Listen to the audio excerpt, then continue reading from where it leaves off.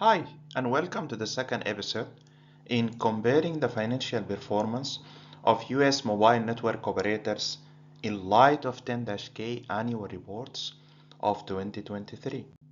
In previous episode number 1, we talked about Happiness Restaurant, the story of Adam, the dream story of Adam. Then in light of that story, we explained some of the important financial concepts such as capital, long-term debt, capital structure, assets, equity, liabilities, revenue, expenditure, net income. Then we talked a bit about US Securities and Exchange Commission. After that, we talked about goodwill impairment. In this episode, we're going to talk about risk factors reported by US mobile network operators in 2023. So we're going to start with Verizon reported risks. Then we're going to move to AT&T.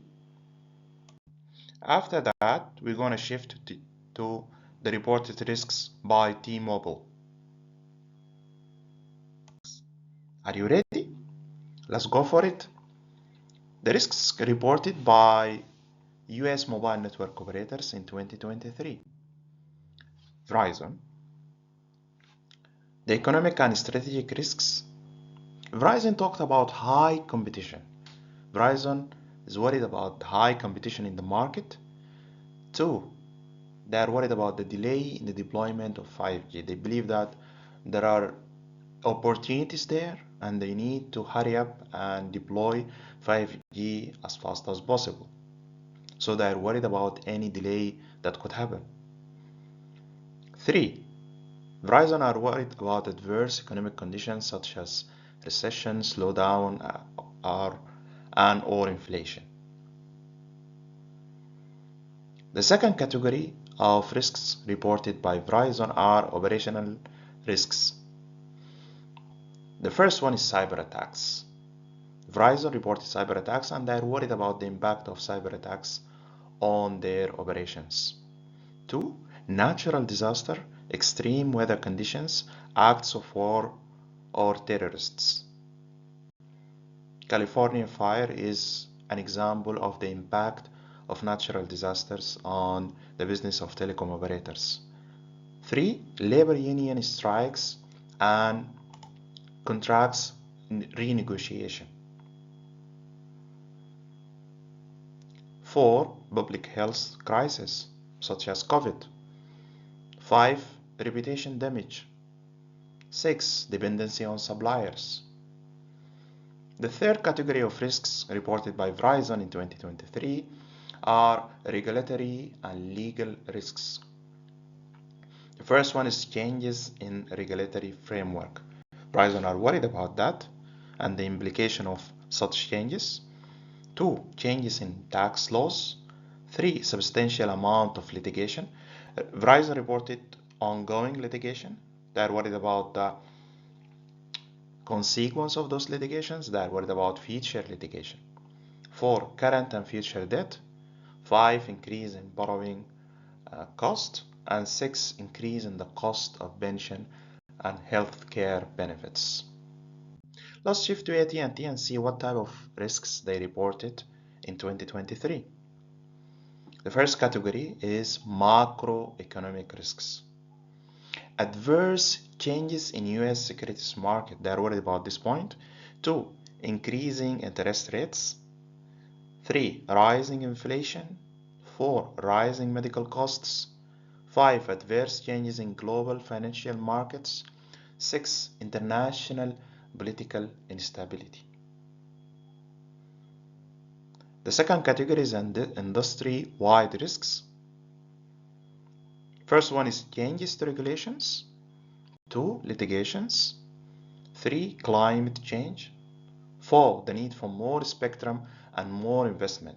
Again, AT&T believe that there is a demand and they need more spectrum, and spectrum is expensive in the United States. There is auction for spectrum and they would need to put a good amount of investment on it. 5. Increase in competition. 6. Intellectual property rights. The patent the amount of money they need to put to maintain it and to utilize others' patents. Reputation damage, public health crisis. The third category of risks reported by AT&T is financial risks. The very first one is higher quality of service. So there is a continuous demand for high quality of service, and to achieve that, they need to put more investment. 2, increase on the cost of providing services. 3, dependency on suppliers. 4, litigation. 5, cyber attacks. 6, natural disasters, extreme weather conditions or terrorist act. Increase in debt level. 8, changes in tax laws and regulations. So those are the risks reported by AT&T in 2023. Let us now shift to T-Mobile. The first category is business risks. High competition, cyber attacks, delay in deployment of new technologies, unable to retain or motivate key personnel, system failures, high cost of spectrum, satisfying governmental commitments, economic political conditions, dependency on suppliers, increase in debt level, changes in credit market conditions. Those are the business risks.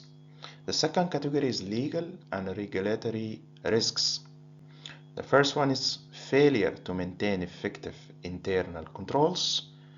2, changes in regulations. 3, privacy and data protection. 4, intellectual property rights.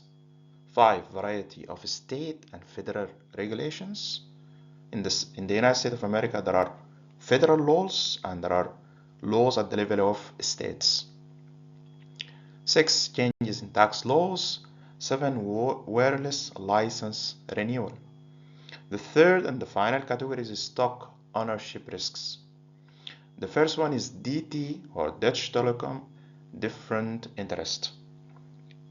And the second point is sales of our common stock by DT and SoftBank. Basically, DT and SoftBank own a good portion on T-Mobile, and T-Mobile management are worried about the difference of interest between DT and T-Mobile, and they're worried that DT and SoftBank might sell their part or their stock on T-Mobile.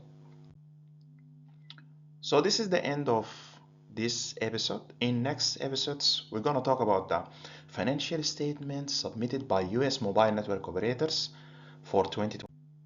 We will start with Verizon financial statements of 2023. We will talk about income statement, balance sheet, cash flow. Then we will shift to AT&T financial statements of 2023. We will talk about income statement, balance sheet, and cash flow. Finally, we will talk about T-Mobile financial statements of 2023, income statement, balance sheet, and cash flow. Then in the episode after that, we're going to talk about comparing the financial ratios. We'll start with profitability, financial ratios. We'll talk about liquidity, financial ratios, risk, leverage, and solvency. And finally, we will conclude with other ratios.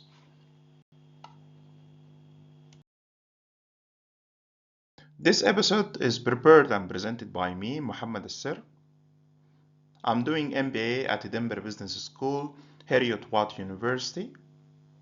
I did MSc in Electronics Engineering with a specialism in Telecommunications at SOST, BSc in Electronics Engineering with a specialism in Telecommunications at SOST, PMP, ITIL 4 Strategic Leader, and ITIL 4 Managing Professional. Thank you very much for your time, and see you the next one.